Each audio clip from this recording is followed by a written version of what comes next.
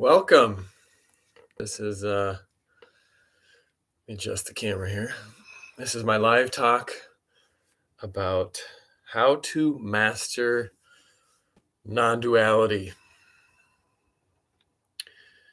Let me get right to it. So instead of having you spend the time and giving you the pearl of wisdom at the end of this video as a way to get you to watch the whole thing, I'm going to tell you right up front how to master non-duality. And here's the key. The key is you are a master. Congratulations, you've already done it. You are a master of non-duality.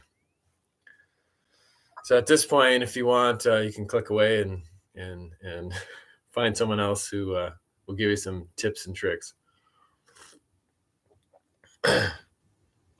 Because there is no way to master non-duality. There's nothing you can do, nothing you can say, nothing you can believe. You can't meditate and become a master of non-duality because you are what is. This is non-duality. And, we can play the semantic game and talk about definitions and stuff like that. But ultimately, that is the differentiator. That's what sets non-duality apart from everything else on YouTube. Is the fact that you get nothing out of it and it gives you nothing. So that's so when it comes to adding value, non-duality is not the topic that you want to search for. And there's plenty of teachers that point to this, I guess you can call it a realization, but the realization of non-duality is unnecessary. And when people question their beliefs, question their reality,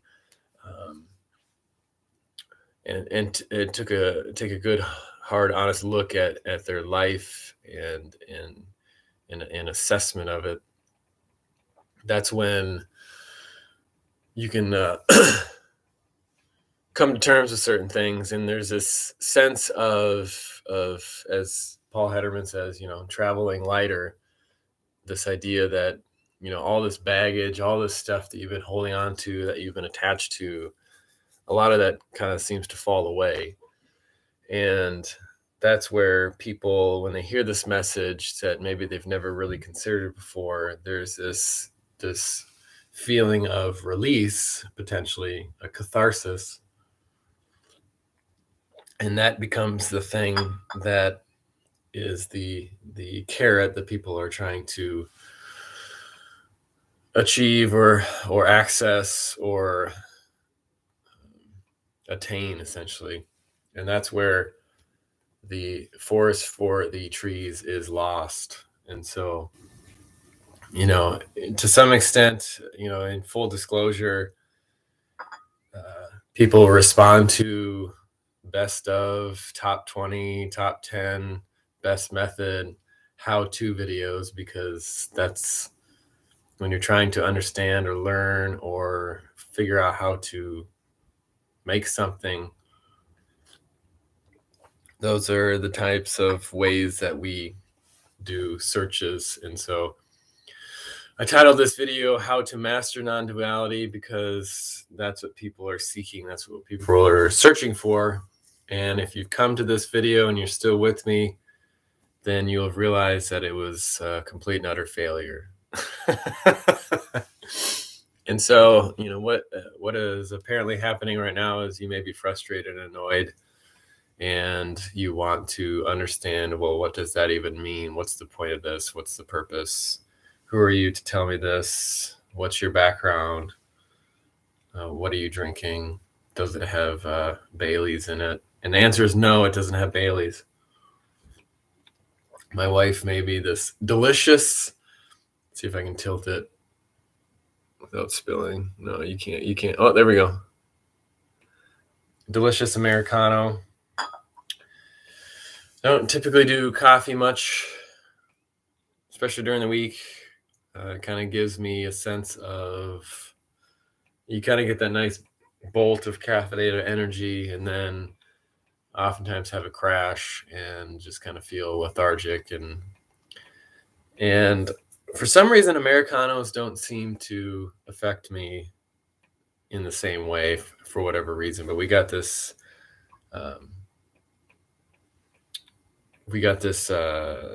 grinder from my mom and stepdad, and it's one of those like rotating ones that grind the beans into like exactly the grind that you are looking for that coffee or espresso. So instead of doing the pulsing ones where you can't really gauge it, this one gets it just the right way. So we pulled out the espresso maker, and so I have this delicious Americano. So as I drink it, I'll probably be energized into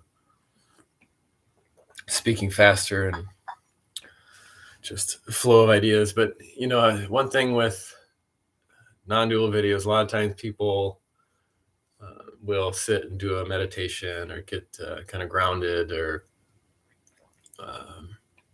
centered, however you want to call it, in order to speak on this topic.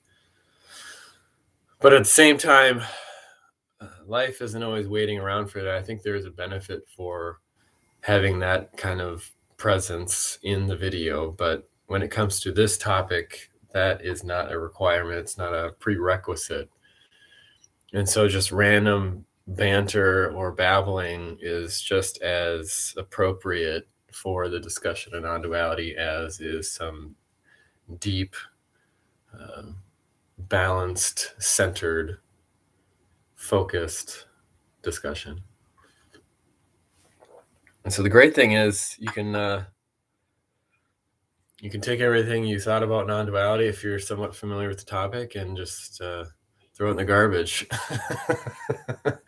You don't have to worry about it or hold on to it or measure yourself against some standard. Your super ego doesn't have to go into overdrive, and that in itself can be a blessing for many people.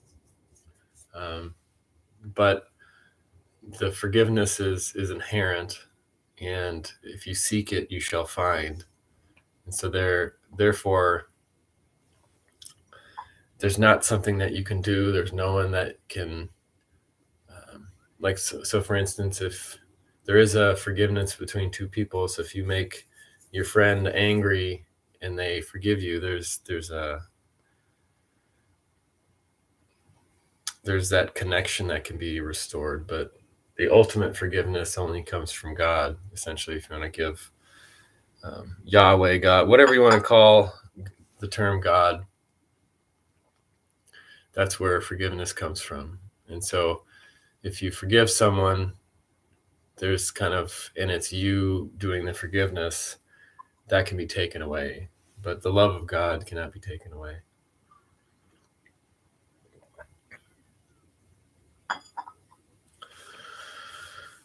And welcome. If you're watching live right now, feel free to type something into the chat box. I will, in time, potentially respond to it. So that's like making these live versions, because I can just talk directly and respond to whatever comes up in the moment, which I think is important. Although, some people may get turned off by the lack of packaging and succinctness. Some people may be drawn to it, the randomness of it. So it's whatever you prefer. So I wanted to do a couple things here today. And one of the things I wanted to do was read a couple comments for some of my videos and respond to them. And there was one in particular that I wanted to actually read to you. This is from back when I was making these, I don't know, 3 or 4 months ago, more consistently. I took a potentially permanent, but obviously not permanent break.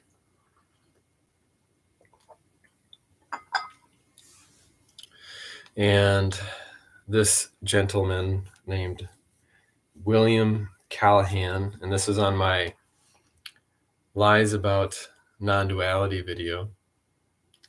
He says, I think you should do a video interview with someone who knows something about non-duality. Don't think it is ever going to happen, though. And there's a winky face. To me, this sounds like whining. So he says, I think you should do a video interview with someone who knows something about non-duality. Don't think it is ever going to happen, though. Winky face. To me, this sounds like whining. So I think this one's funny. I didn't respond to him because I didn't really know what to say, but this one I kind of enjoy because you can never. Sometimes you have to read between the lines, and you may be correct or not correct. But when it comes to saying, "Don't think this is ever going to happen," though, I think what he's implying is that no respectful non-duality person is going to reach out to me to do an interview because it sounds like whining. So I just enjoy, I have this, I don't necessarily pleasure in people that are negative, but at the same time, when it comes to non-duality, it's kind of funny to me because, I'm sure I can take things personally in certain respects, but when it comes to mastering or being a guru of non-duality, it's hilarious because it's the people that say that are totally missing the whole concept of non-duality, which is fine. It doesn't really matter, but at the same time, I find it funny. The other comment I wanted to look at was from Ishta, and Ishta has been on many of these live talks before. But she had a well-reasoned, well-laid out comment on my last live video, non-dualism, and her 3 cents worth. I'm not going to read this entire comment, but I think it's well worth a read if you want to go into my last video called non-dualism and read her comment. But she talks about the Garden of Eden, because I think I mentioned that in the video. And I'll just read the first little bit. She said, you mentioned the lie of the serpent in the garden. Take another look. Before the fall of man in the garden, the only desire that Adam experienced was the desire to please God. After the fall, however, now Adam will experience the dual nature of either, number one, pleasing one's own self, or number two, pleasing God. So there's a dualistic choice. Now Adam will experience a contrast between pleasing self or pleasing God. Before the fall, Adam's only desire was to please God, so he was tantamount to a robot. He could only experience the desire to please his creator. Now Adam experiences the contrast between the two. Now Adam is something more than a mere robot. God cannot commune with a robot, so God never intended on mankind remaining in the garden. So it's an interesting take on the Garden of Eden. It's definitely something to consider. I think it's helpful to look at definition of terms as far as what we're trying to articulate with these ideas. And I think to assume the pre-fall of man being tantamount to acting like a robot, I think it definitely goes to the discussion of free will versus fate or destiny. And when it comes to the idea of pleasing God and not having autonomy, essentially, I think part of it is not so much the idea of the will or autonomy. It's more of the understanding of Adam and Eve, of what I guess you could call, a lot of times people say, awareness or consciousness, or ability to understand that life is fatal, or the recognition of death, the recognition of oneself as separate, the intellect, the mind, as far as like the human mind, the higher level abstract thinking, seeing themselves in separate abstract terms. I think that's kind of more along the lines of what, is maybe being mythicized there, as far as this idea of the fall of man, the fall from grace, the idea of seeing themselves as separate from God. But I don't necessarily see the idea of serving God's will as being a robot. So then that gets into the whole conversation about free will. But the one thing I wanted to say about that part of it was,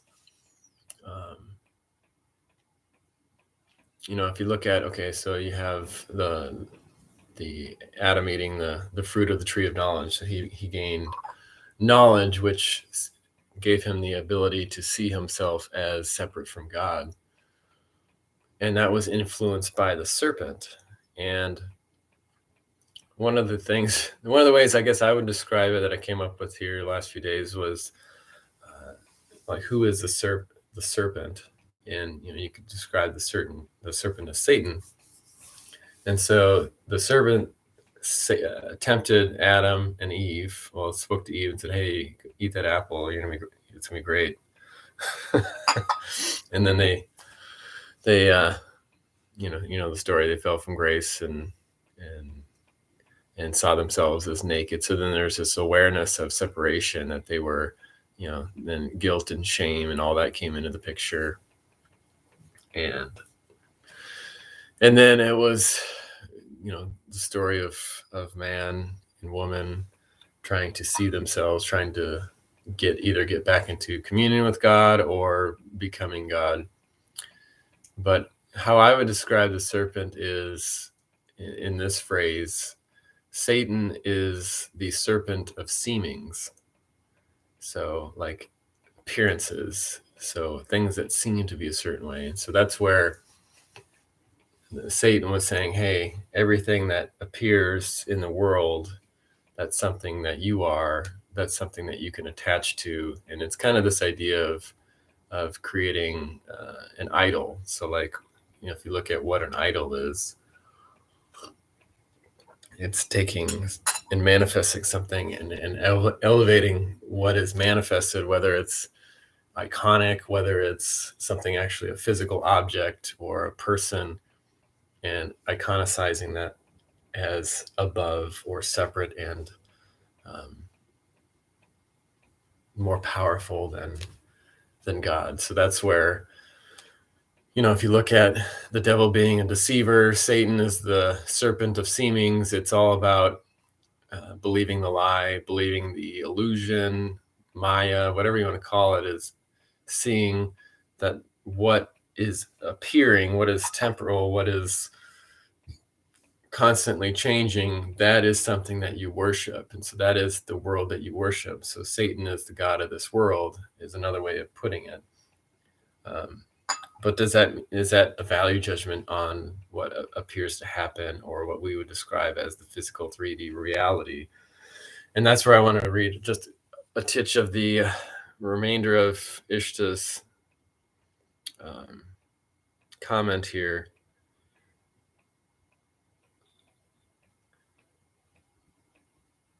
She says, "You cannot cultivate divinity in heaven because there are no challenges. Earth is God's heaven. A kingdom come on earth. This is why we came here, to bring heaven down to earth. Like the scripture says, for God so loved the world." It doesn't say for God so loved heaven. Heaven bores God to death. And so, that got me thinking, and it kind of goes back to, so I've mentioned in other videos, but I did A Course in Miracles one year. I can't remember exactly what year. I think it was 2017. But so I went through that whole program. So it's broken down into essentially like 365 lessons. So every day you do a lesson, and there's something you read, and there's something, there's an action item a lot of times, or something you're supposed to do throughout the day as a pointer, as a reminder. And early on, and I was going to try to find the exact quote from it, but essentially it says that God did not create the world. And so you're like, oh, what does that mean?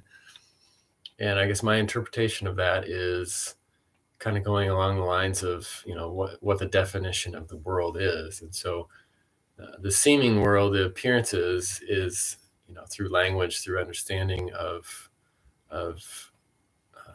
the objective world, the objects world.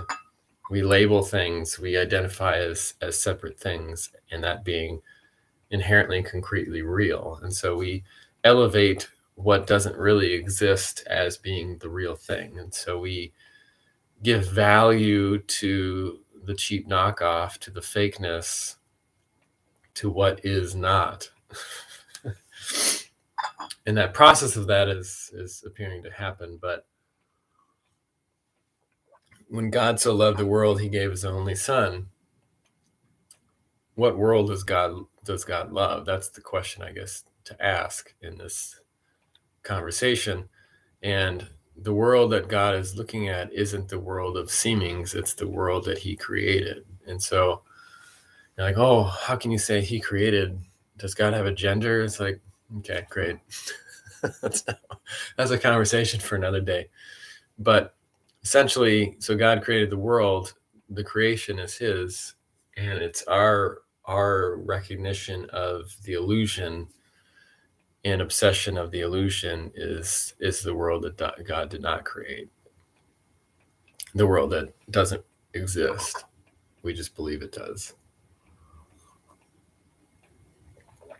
So that was a great comment from Ishta. So I appreciate that. So if you're watching this after the fact and you have any questions or comments on what we're talking about or non-duality in general, I enjoy that.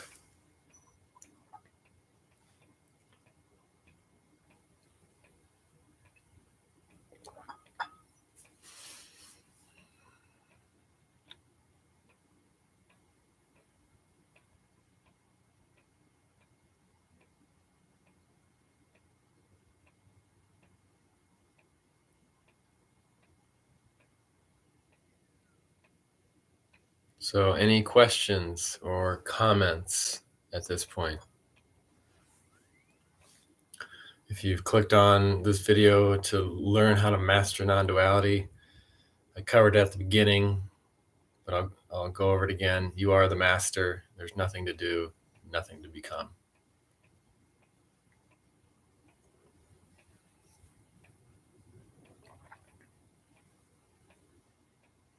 Well, one thing I was going to look up, I can't remember. One of my earlier videos, I put on the video 1 Corinthians, I think it was 13:18. I can't remember what that said. This is early on in my videos that I made. See if this is the right verse. There is no 13:18. So as I look this up, you just need to sit patient because,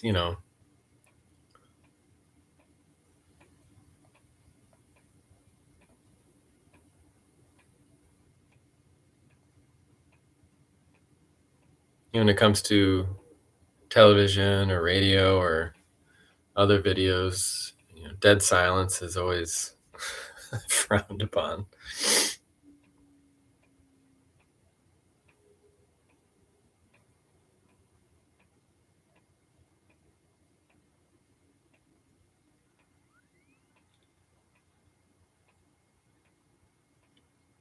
Oh, 13:12. That's what it was.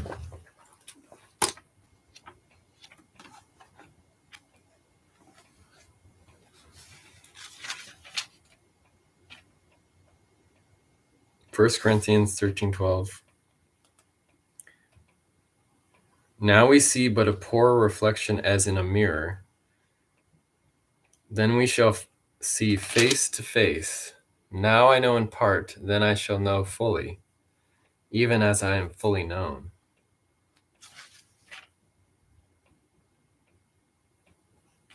So this idea of the glass, I always think of a scanner darkly, but through the window darkly, or whatever that saying is, the idea that you will see clearly.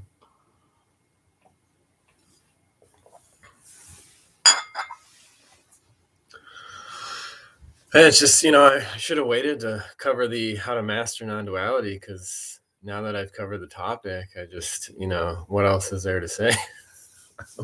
What should we talk about? So there's one person watching this right now, and I would ask that person to, say hello, make a comment. Unfortunately, I don't think I can see who's watching.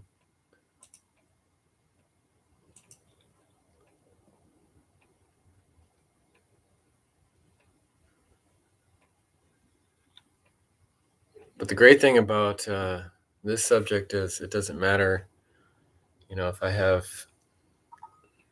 200,000 people watching, or 1,000 people, or 20 people, or just one person, or no people. The message stays the same.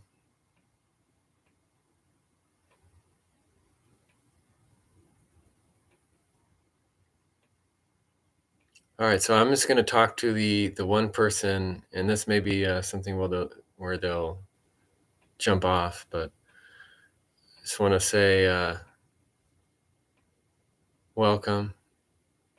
So I can see the icon right over here. So I'm looking directly at you, the icon. So you're watching this video thinking, oh, I'm going to go, maybe you just came across it, and I'm just going to watch and see what this person has to say. Never expecting that I'd be talking directly to the one person who is watching this video currently. So what are some of your issues that you're dealing with? Are you new to non-duality? Do you understand what it is? I can wait. I can wait for your response. Are you able to type something into the comment box, the chat box?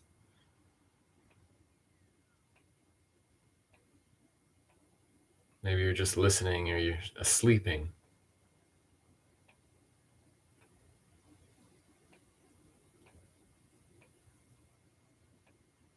I can be very patient, except I'm out of, I don't need any more coffee or Americano. I got a like. Oh my gosh, I just feel so excited, and feel like I'm just really doing a great job at explaining non-duality. It's just, it's amazing. I should just close my eyes and meditate on how much of a just insightful master guru I have become.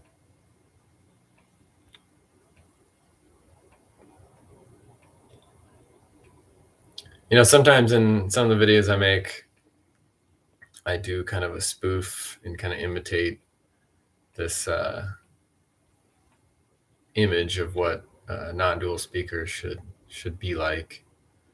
And there's a lot of different characters if you watch other videos of people and how they explain this message, but kind of just feels like acting, which is fine. I mean, if it's authentic, that's cool too. But most of the time, I'm just like, I'm sitting here on my floor against a wall, the dresser.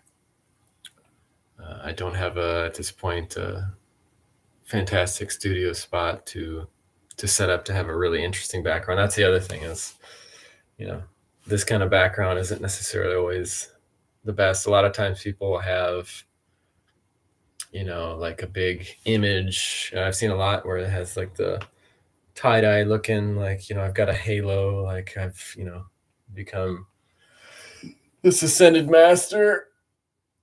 Or, I know my first video, I had the candles in the background and stuff like that. Kind of set the scene.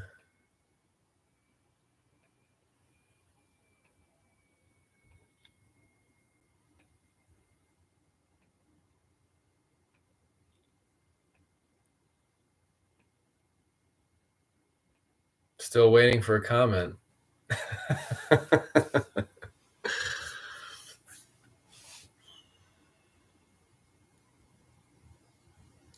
I guess what, because I could talk about anything right now. I could do a meditation.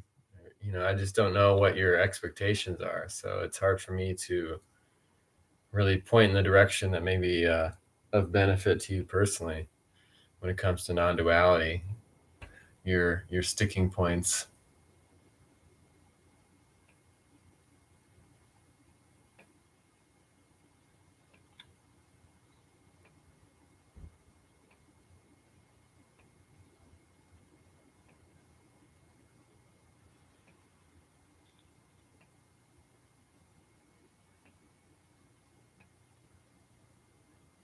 I think that's why sometimes partly why I've taken breaks sometimes, because, once you've kind of explained this so many times, it's kind of like, there's not much more to say. There's really not much to say anyway on the topic.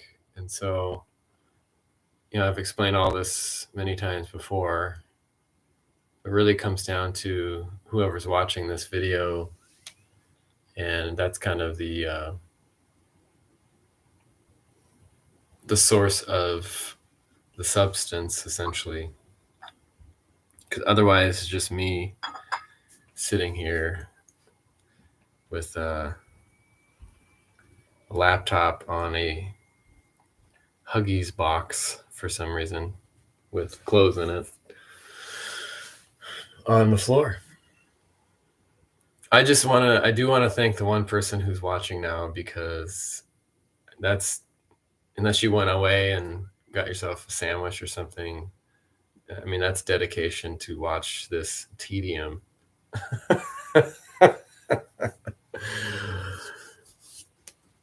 Because I'm giving you nothing when it comes to non-duality other than the recognition that everything is what is. So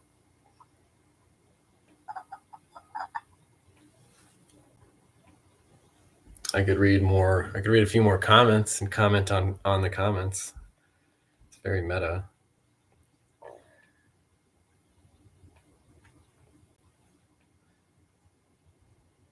Usually in these videos, I've thought about kind of the topics and had kind of a rundown. So I had a few ideas, obviously, that I've already hammered through, and now I'm just sitting here not knowing what to talk about, and that's great.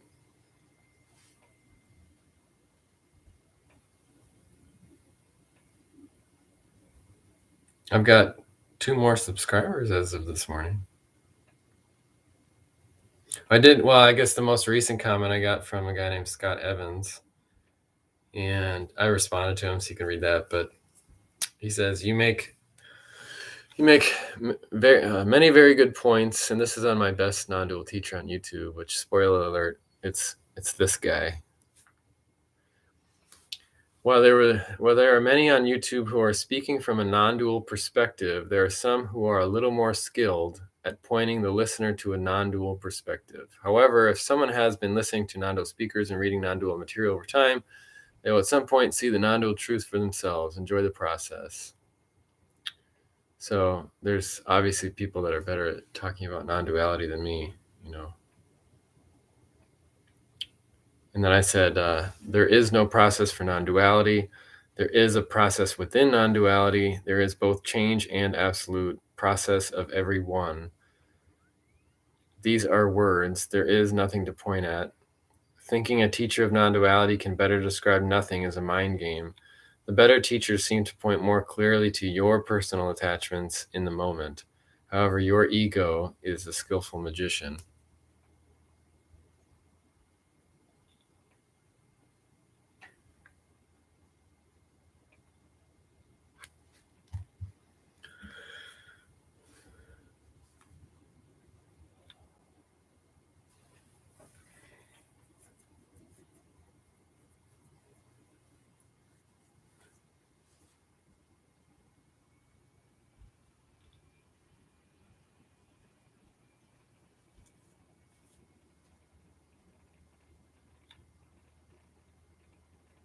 Well, the one person dropped off, so now it's an audience of zero.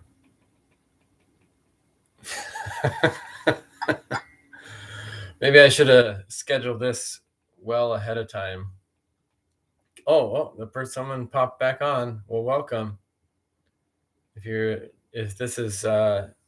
joining me for the first time here during this live talk, I've covered all the wisdom has already been gone through. You missed it all, so you can always go back and watch. But now I'm just kind of sitting here patiently waiting for some interaction, and that person dropped off. So it's unfortunate.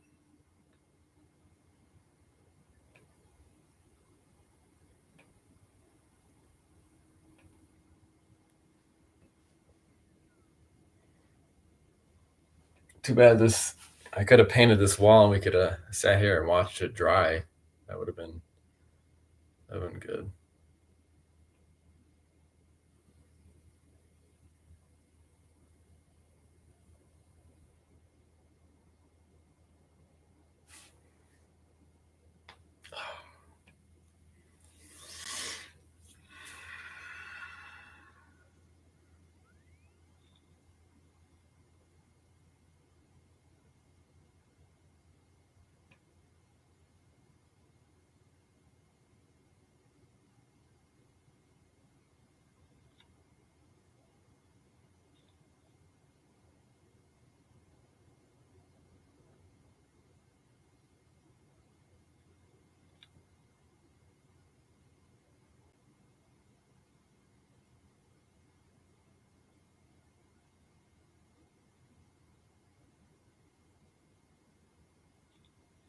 I guess this is similar to the stillness within everything, the stillness within the chaos. When your mind has fought so many battles, and eventually it just gets tired and lays down its weapon,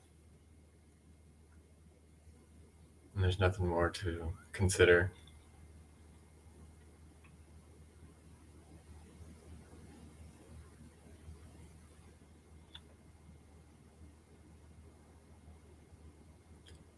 Is it ennui? Is it boredom?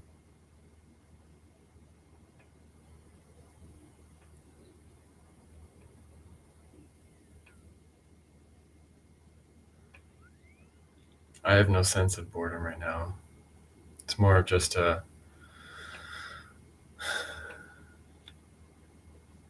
hope, waiting for someone to join, to ask some questions, to interact on the topic of non-duality. That's what I find interesting in the Spanish language, which I've been learning on the Duolingo app. And I don't get paid for saying that. But I've been doing that for a handful of years, and the word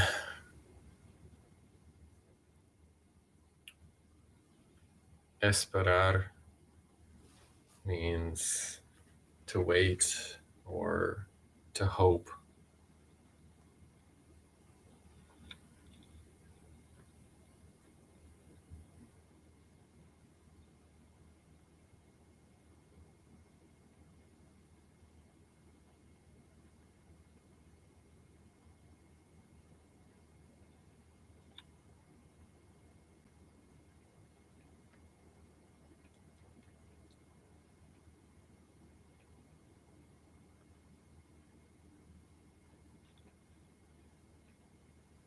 Yeah. So I hope is espero. Espero. And I wait is also, let's look. Espero. So it means the same thing. Oh, wow. And then what is the, since we got plenty of time here, since there's no one commenting or questioning, what's the quote from the architect in the Matrix about hope and human beings? I'm going to take the time to do a little search here and find it, since why not?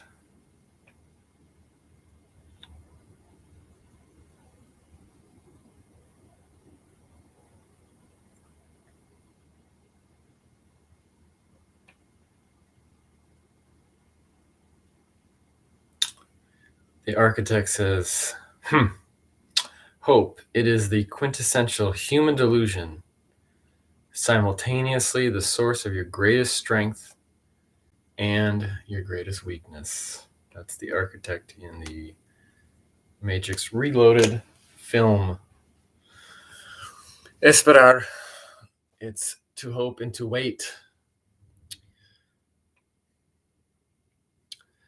So if infinity is here now, hoping, waiting is a delusion. That's what that means. However, hoping is also a motivator as well in the real physical sense of the term. And so that's where it's kind of the double meaning of the most delusional and the source of our greatest strength is hope. And the other Bible verse, hope, faith, love, which one of these is the greatest? The greatest of these is love. That's why it doesn't say hope. Faith is important, but the greatest of these is love. How can you find eternal love of God if you don't have faith?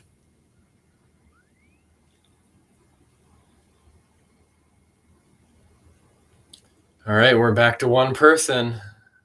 If you're just joining for the first time, this is your moment. Seize the moment. Say hello. I've just been waiting. I've covered this whole mastering non-duality. It's not a 12, it's a 13-step program. And so if you missed it, you're going to have to go back. Oh, the person dropped off. Oh, they're back. I don't know if it's the same person. So I'll say it again. If you missed if you're looking for the tools, the tips, the strategy, the steps to master non-duality, I covered that at the beginning of the video. There's not 12. It's not 12 steps like they have in Alcoholics Anonymous. It's 13 steps. I'm gonna say it's actually 17 steps, but the 4 were secret steps I haven't covered yet. So if you want to wait till the end of this video, I'll cover the other 4, because there's 17 steps of mastering non-duality. Oh, how does this work? Okay, so the one person watching went to 0, and then I just got a comment from BKV58. Hey Russ, how are you, man? I'm glad you asked. I'm doing just great. BKV58, you just made this talk super exciting.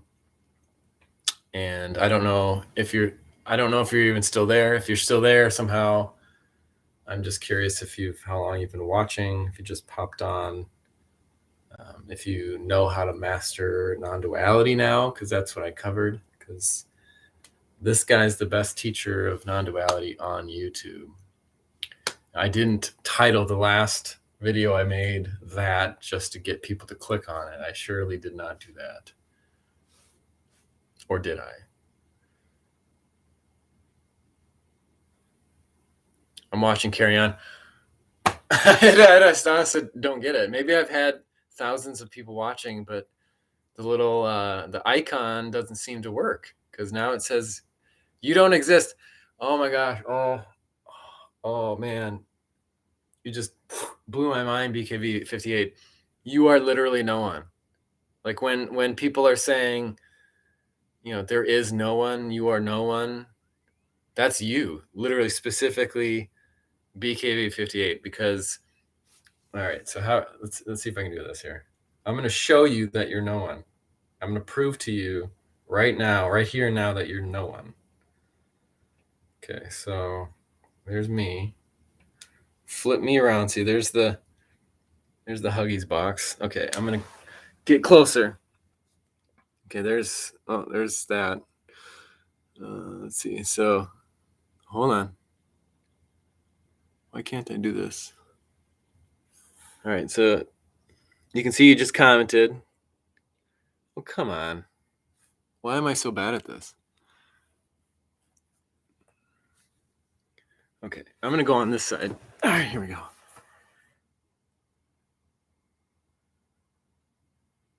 Let's see how. Okay, there we go. Is that right? No. Oh, why is this so difficult? You should try this at home, or don't try this at home. Okay, so I'm just going to point. So there is the comments. And, oh, I see what I got to do. I don't know if I can do this. Okay, there we go. 0 people watching.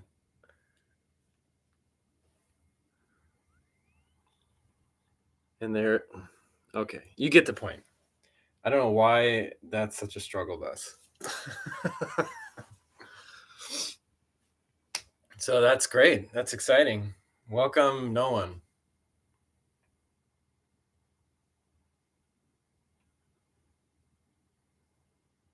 Cool. So, okay, so BKV 58, knowing how uniquely special you are, what are you wondering about non-duality?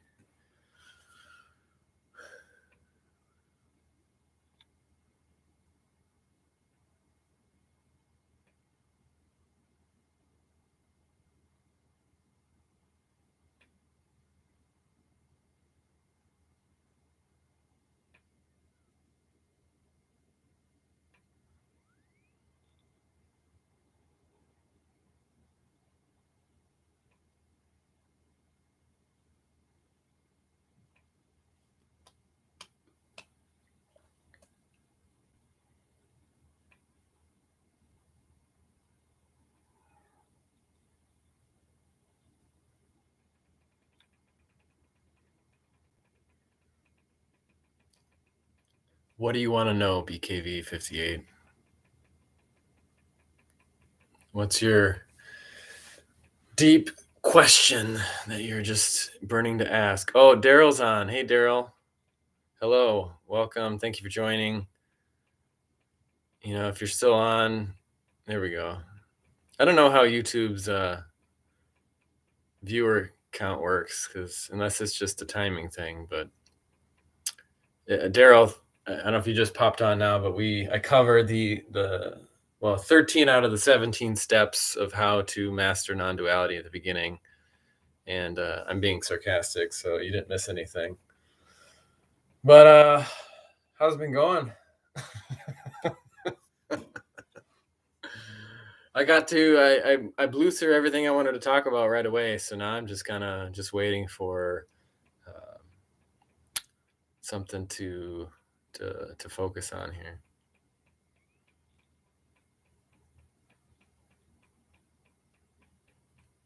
Do you have any burning questions? What have you been dealing with when it comes to non-duality? All right, here we go. Daryl says, laugh out loud, you're back to doing videos. Great. Yeah, I am. As you know, I about 3 or 4 months ago, I was like, good chance I'm not going to make any more YouTube videos about non-duality. and then that changed. And it's a good indication of how the mind works. And so that's a good example, um, of the expectation that's set that is ultimately, there's an ultimate letdown, a failure. And so one of the things I always, you know, one way I would put, what I'm trying to say is, so, I've listened to, not recently, but I've listened to a lot of the Paul Hederman videos about non-duality and watched his talks. And he's, in the past had issues with drugs and stuff like that. So, and I'm assuming alcohol. And he's talked about his story as far as, um, going through Alcoholics Anonymous, the 12-step program, and and through that process, he found what essentially what non-duality is trying to get at. And all of that past habitual addiction type behavior and attitudes dropped away. And so he speaks on that, and I think he talks to a lot of people kind of in similar circumstances. And he's been sober, as far as I know, since that point, since he had his awakening, his understanding, his enlightenment moment. And I think that's really instructive because he's a good example of kind of how that can manifest. But at the same time, the people that enjoy his talks, that follow him, that go to his meetings, hear him speak, and really connect with his message. And I don't wish this at all, but like, what if Paul Hederman would fall off the wagon again and start using? Like, how would that dash your dreams? Would your whole perspective of what he was saying be turned upside down? Because the messenger that you put on a pedestal as being more knowledgeable than you, kind of in a guru status, even if it's not even to that level, seeing that all of a sudden, it flipped the other way, and what you thought was true ended up changing. And it's just like, if I were to do this for many years and down the road I end up getting dementia, and everything I say just ends up being a jumbled mess, even more so than it is now. If I were this at one point eloquent speaker, and all of a sudden, like, David Hoffmeister talks about Course in Miracles, non-duality, and he's got a lot of people that view his videos. And so if all of a sudden he was just saying just the dumbest stuff, or he had, dementia, and he couldn't really form coherent thoughts on the topic, his status of being this elevated being would be crushed in many people's minds, most likely. Daryl says, yes, I remember. I'm glad you are back. I always watch. Yes, I'm aware of Paul's story. Daryl says, have you ever attended an AA meeting? No, I have not. I have not attended a meeting.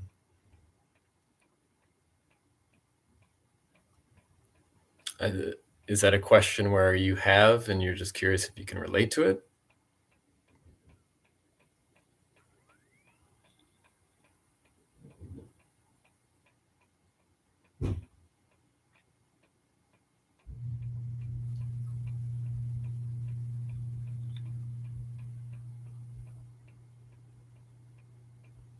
I'd say probably my fallback addiction, if you want to call it that, is probably just reliance on the mind as the control mechanism of my life. Faith in thoughts, I guess, which to some extent, that's the root of all of this, if you want to say that. Daryl says, I have for an assignment. It was very intense and emotional for me. Oh, so like for school, you had an assignment and you went to a meeting. It was very intense and emotional. Yeah, I can see that. I mean, I've watched. I shouldn't even say this. I watched meetings on TV as far as like depictions of it, but that's not probably true to life. But I've never. I mean, just full disclosure on myself. I've never been one that enjoys those types of settings. Typically, I mean, I guess historically, but I'm probably different now. But the group circle sharing, I just it's not my forte, which is kind of ironic. Daryl says, "Yeah, it was for work actually. It was work actually, for work. Yeah, interesting. What kind of work do you do?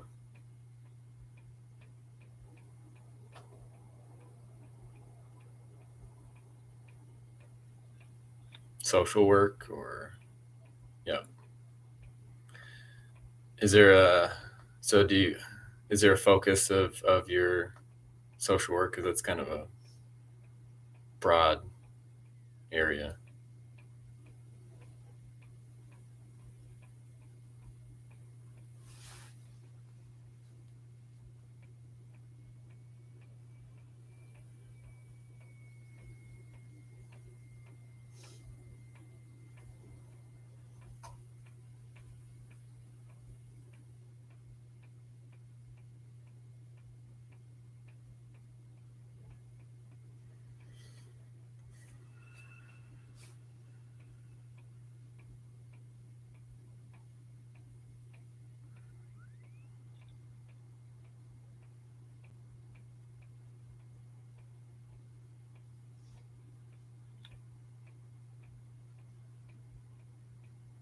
I've been around. I've worked in let's see, a shelter for teens. I've worked with people, you know, they say SPMI. I don't know what the lingo is now, but severe and persistent mental illness. So I've been around social work type folks. I've worked in kind of nursing home settings, so I'm familiar with that field to some extent. Daryl says, not really, but there was a project assignment that involved experiencing a 12-step program. I was so moved by the various stories. Yeah, it's interesting. I think, if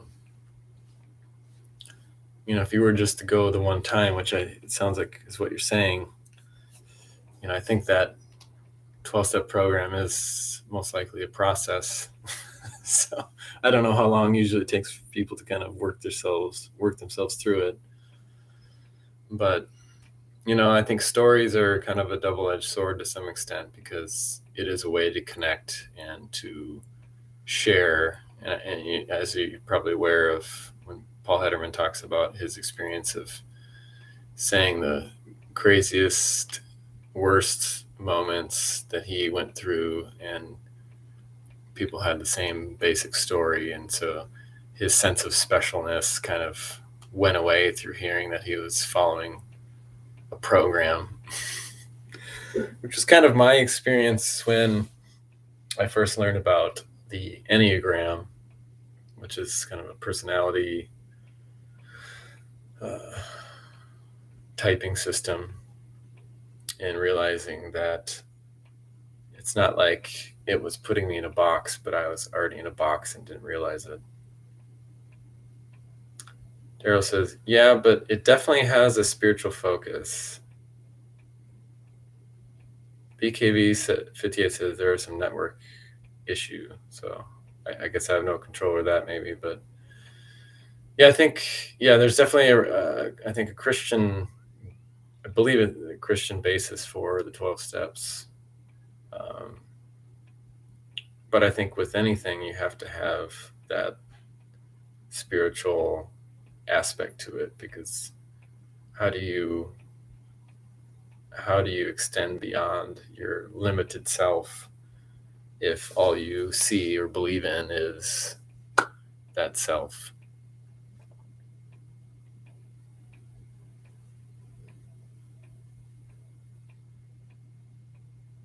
Oh, I forgot. So since I've mastered non-duality, I just have to stare into the camera. I can't look around because that makes me appear distracted. Daryl says, so why are you doing the non-dual videos again? I think you asked me this last time, why do it in the first place.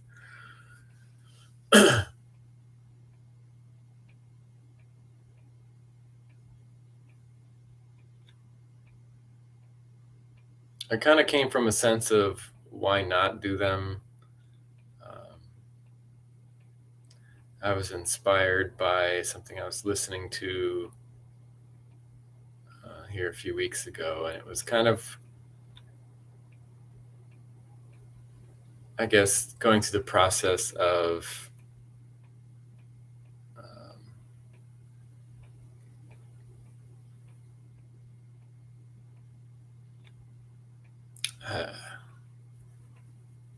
so this is where going in groups of sharing feelings and stuff, that's where sometimes it's tough for me because my personality structure that obviously still remains is it's hard sometimes when you talk about real personal things in the moment to be able to verbalize that in an effective way. So even this kind of meta-analysis of how I communicate my deeper type thought processes or feelings is a deflection, essentially.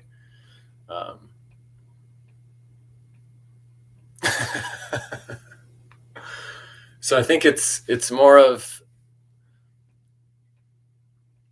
trusting my instinct, if you want to call it that, and just being true to what it is that I'm here to do. That's a really not a great answer. Okay, so Daryl says, okay, but do you have a sense that you are helping people with your videos? Is that a goal?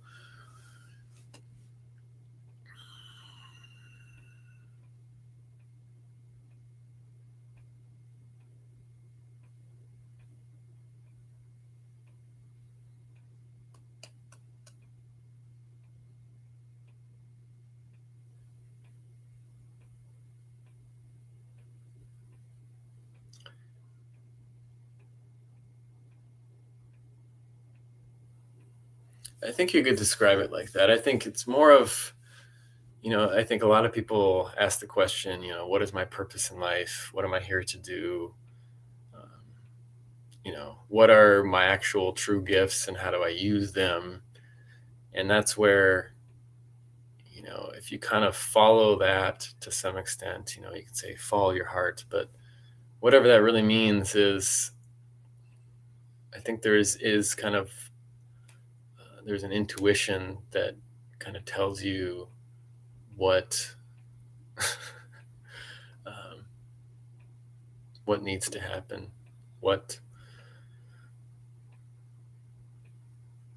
so I guess for me, I ask God, like the Lord's Prayer, thy will be done. So my will is your will, essentially. And whatever I'm here to do that's what I ask for, I guess, when it comes to that type of thing. So there's probably see, here I am as I'm talking, not staring directly into the camera. There is some, I think, feeling of trying to help people, recognizing the struggle that I've dealt with, and knowing that this is kind of a niche topic, a niche audience that are probably going through similar things. And so that's where I think there's some help in that, because with non-duality, as of any type of thing like this, it becomes an idol. It becomes something to, yet another thing to try to live up to, versus realizing that you are perfect. Daryl asks, okay, so you pray. Interesting. Yes, I do pray. I've been praying a lot more in the last, I guess, few years, because I think that's an essential element to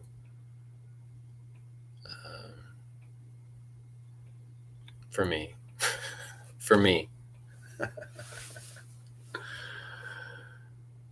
because I think when it comes to, especially the topic of non-duality, because if someone were to classify non-duality, it would be um, under the category of spirituality, or even maybe like self-improvement or something, or religion, I guess you could say. Spirituality, religion.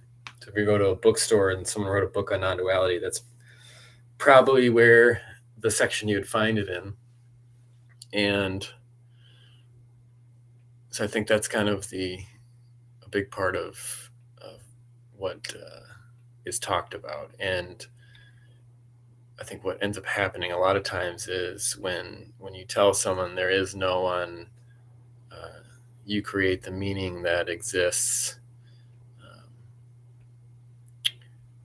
All the buzz phrases that people use when they talk about this subject, then the separate self attaches to that ideology, if you will, or those words, those phrases, and makes something out of it. And so what can happen, since it's such a personal, individual type of a thing, you know when there is no person, then you're not looking ideally at other people as, or other institutions or other religions as,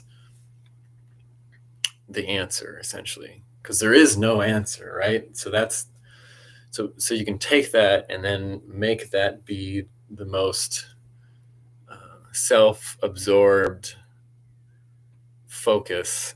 You can make it your own, essentially, religion, which is kind of like I talked about in the beginning of the video, the Garden of Eden, the fall of man, if you will. So that's where it manifests as this obsessive focus on you being the one with the answers, you being the one that needs to live up to something, some standard of non-duality. And so the focus becomes on, how do you end your story? How do you become enlightened? Because that's where, if you look at the topic of non-duality, it's very intertwined with this idea of enlightenment, or realization, or epiphany type of a mindset. And that's always a focus on the release, the freedom of this, what I'm trying to, because the concern isn't necessarily how do I free my brothers and sisters, how do I free the world. It's how do I free myself, how do I become the master of non-duality. That becomes the focus, and it's hyper individualized, it's hyper selfized, it's like Paul Hederman says, selfing. It's the continual process of believing yourself to exist. And so that selfing becomes even more. And so that's where, people hear this topic and say, okay, I understand all this, but then, my mind still races. I still have all these emotions. I have these frustrations. I'm not living up to this idealized world of of total peace and stillness and whatnot. And so then that's where it becomes a focus. How do I fix myself, essentially, which is the same process of any sort of self-help book or spiritual teaching or practice. And so it becomes yet another kind of religious paradigm, essentially. And so that's where I think some of the attachments that people can fall into is in that area. So when you pray to a higher power, if you will, then that can release you from your burden of having to figure it out, having to have that enlightenment period. And especially in the topic of non duality, when there appears to be no separation between God and human beings or God and you, it's a, you know, in a sense, hyper personalized, yet um, it's impersonal. And so what ends up happening is the onus, the responsibility falls on the separate self, which believes that it's not doing that. And so it's another illusion, if you will.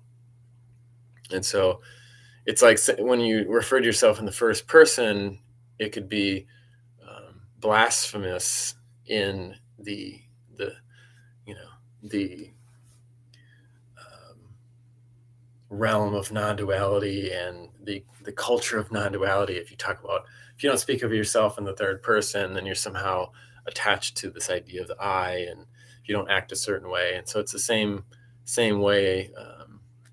If you say I pray to God, and specifically the God of Jesus Christ, then people don't understand that, because it's like, well, that's just a myth, that's just a story, that's just a name that doesn't really exist. And so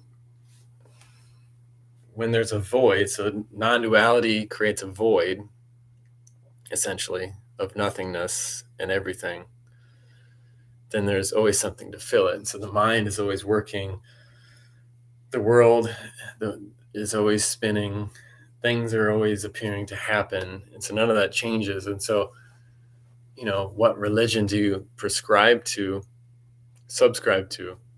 What do you elevate above all else? And so it's kind of this idea of the separation of religion and science. And so science itself can become a religion, and a religion can utilize science, and vice versa. And yet, in the minds of many people, there's a distinction. So what they believe to be true, it falls in the realm of science, and what it doesn't is fantasy or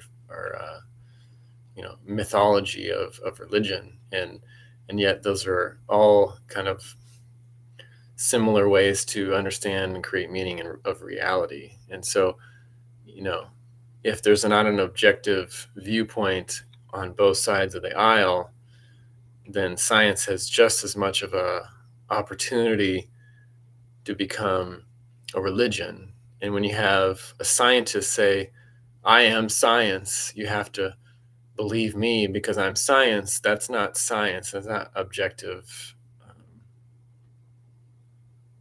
reality. That's not um, testable. That's becoming your own scientific God, essentially. So to answer your question, yes, Christian is what I would consider myself. And hopefully that's, I don't know if that was a long-winded explanation, but maybe that's something that you can ponder as to how a non-dual master such as Russ Rapp can identify as a Christian. And to me, it's just as easy as identifying as a man or a human being or whatever other description you want to say. So yes, I pray to God of the Bible. How dare you? That's not non-dual. I kind of see it as non-dual is an aspect or a description of reality, of God, um, not necessarily a thing in of itself, if you will, if that makes any sense.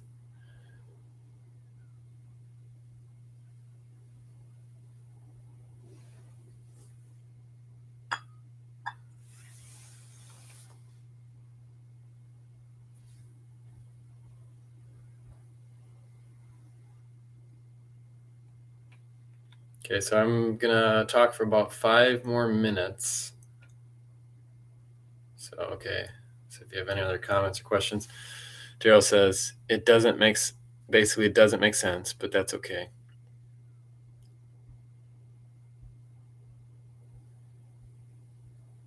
Yeah, isn't that great though? So ask yourself why it doesn't make sense and really dig into that. Then, you know, I think it's a lot of life is having the courage to go in places where you may not be willing at the time, or you may be hesitant to dive into. That could be the most rewarding areas to venture to. The great unknown.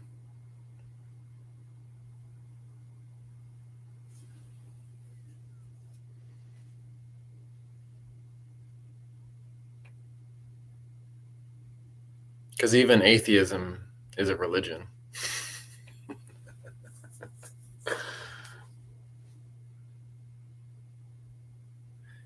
Then I go to, Daryl says, then I go to what is sense?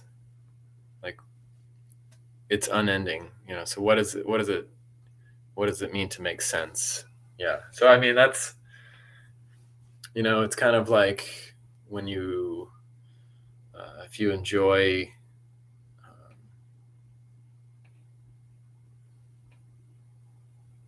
let's see, how do I say it? It's like a tinker toy. So, kind of like the type 5 on the Enneagram. Um, it's just an endless tinkering. Like if you like to build stuff, if you like Legos, and there's endless possibilities, depending on how many blocks you have of how you can structure your building of the Legos. And so you can constantly mix and match and change things out. You can destroy, you can build. And this is an advertisement for Lego, but that's the beauty of Legos is you can essentially do whatever you want, and you can do it endlessly if you enjoy doing that. But if it something you don't enjoy, then don't do it. It's as easy as that.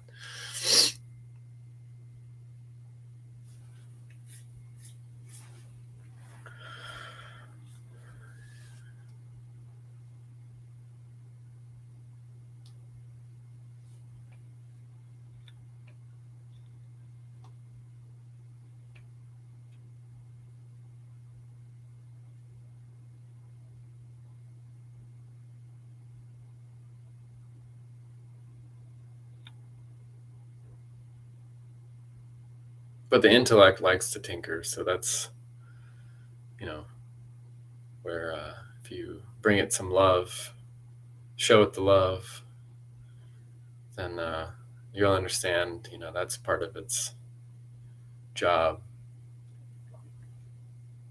Just like the heart functions, it pumps blood. The mind does what it does.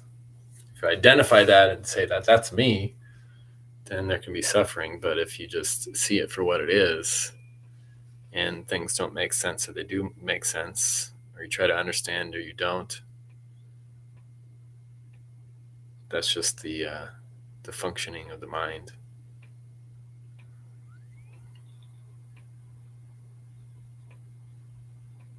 All right, about 1 more minute. Here we go. I'll wrap this up here. I appreciate your interactions here, Daryl. If you caught the middle of the video, I was just kind of waiting for someone to hop on and chat because I ran out of things to say right away. Let's see. Okay, so Daryl asks, "Who's your favorite non-dual personality on YouTube other than you?" Am I such a narcissist? You had to put that in parentheses. Oh boy, my favorite. I think there was a time, especially initially, when I was learning about this topic specifically. I watched a lot of, and I still watch some occasionally non-dual videos. But I guess for me, I have.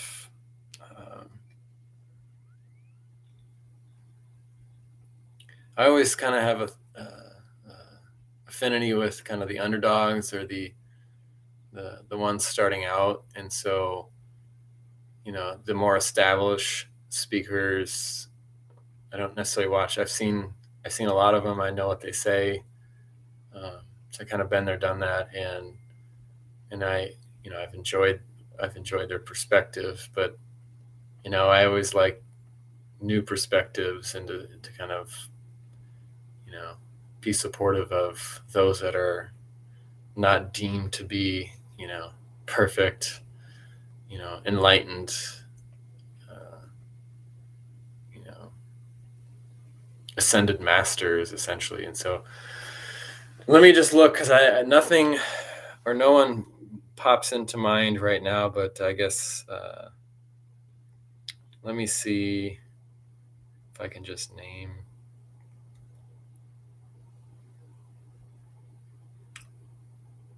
Hold on. Okay, here we go.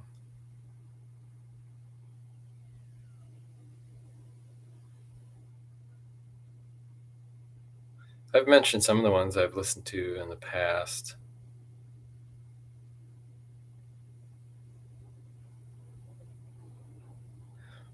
I guess the person I most recently followed is her name is Violet Synergy. So you can check her videos out. I've watched a handful.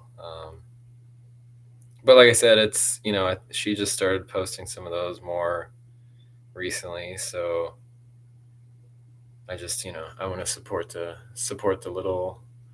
little channels that don't have as many followers, because I think it's important for me personally to not elevate one as, the leader. I mean, there's always going to be someone at the top, but I think if the focus is to idolize the best speaker, the most eloquent, then you're kind of missing the forest for the trees. So I guess I don't have a favorite specifically.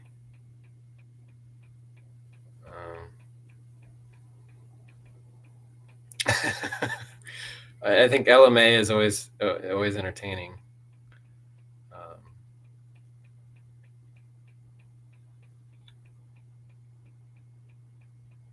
I've listened to a lot of Mandy Ramsdell videos. She's the Light on Earth one. I guess I'm talking longer than I said I was going to, so I failed on that.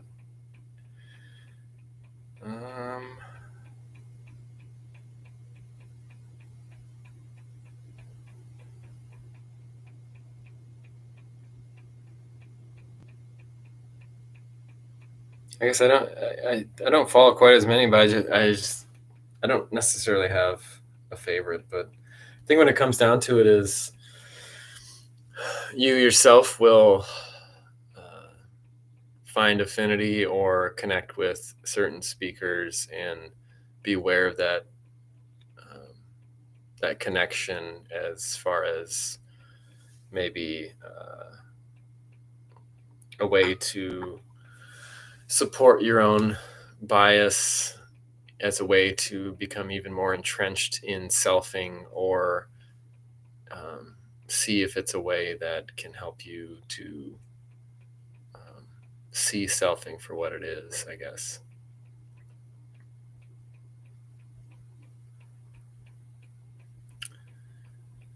Okay, Daryl said, okay, no biggie, is trying to chat. Oh, thank you. You want to keep me going here. Violet Synergy, yeah, we'll check her out. LMA is still on. I don't know if LMA is still on, but I just find her videos funny, because she's raw.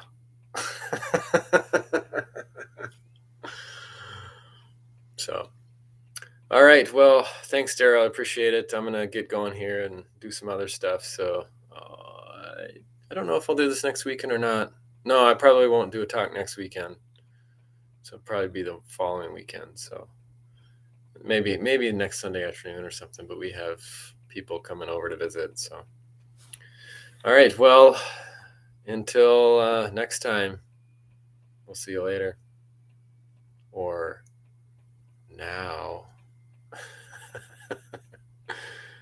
Oh wait, Daryl said, yeah, she was drunk once. Okay, take care. Yeah, take care. All right.